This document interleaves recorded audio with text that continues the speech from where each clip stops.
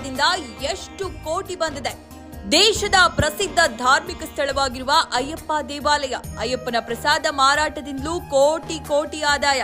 ದೇಶದಲ್ಲಿ ಅದರಲ್ಲೂ ದಕ್ಷಿಣ ಭಾರತದಲ್ಲಿ ಪ್ರಸಿದ್ಧ ಧಾರ್ಮಿಕ ಸ್ಥಳವಾಗಿರುವ ಕೇರಳದ ಶಬರಿಮಲೆ ಅಯ್ಯಪ್ಪ ದೇವಸ್ಥಾನಕ್ಕೆ ಡಿಸೆಂಬರ್ 14ರವರೆಗೆ 22 ಲಕ್ಷ ಅಯ್ಯಪ್ಪ ಸ್ವಾಮಿ ಭಕ್ತರು ಭೇಟಿ ನೀಡಿದ್ದಾರೆ. ಕೇವಲ 29 ದಿನಗಳಲ್ಲಿ ಇಷ್ಟೊಂದು ಭಕ್ತರು ಭೇಟಿ ನೀಡಿದ್ದಾರೆ. ಇದು ಕಳೆದ ಬಾರಿಗೆ ಹೋಲಿಸಿದ್ರೆ 4.51 ಲಕ್ಷ ಅಧಿಕ ಭಕ್ತರು ಭೇಟಿ ನೀಡಿದ್ದಾರೆ.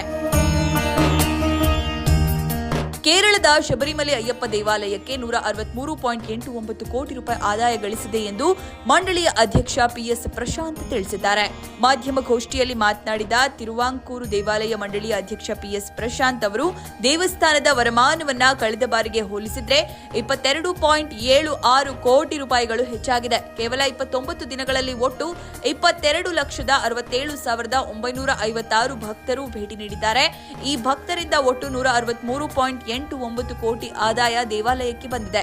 ಇದರಲ್ಲಿ ಪ್ರಸಾದ ಮಾರಾಟದಿಂದಲೇ 82.67 ಕೋಟಿ ರೂಪಾಯಿ ಆದಾಯ ಬಂದಿದೆ ಎಂದು ಹೇಳಿದ್ದಾರೆ.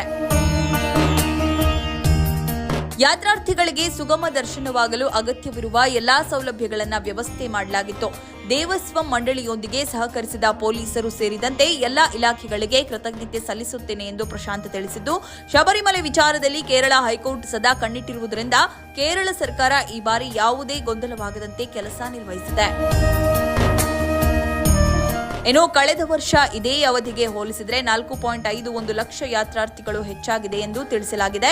ಈ ಅವಧಿಯಲ್ಲಿ ಒಟ್ಟು 163.89 ಕೋಟಿ ರೂಪಾಯಿ ಆದಾಯ ಬಂದಿದ್ದು, ಅದರಲ್ಲಿ 82.67 ಕೋಟಿ ರೂಪಾಯಿ ಅರವಣ ಮಾರಾಟದಿಂದ ಬಂದಿದ್ದು, 52.27 ಕೋಟಿ ನೈವೇದ್ಯ ಪೆಟ್ಟಿಗೆಯಿಂದ ಸಂಗ್ರಹವಾಗಿದೆ.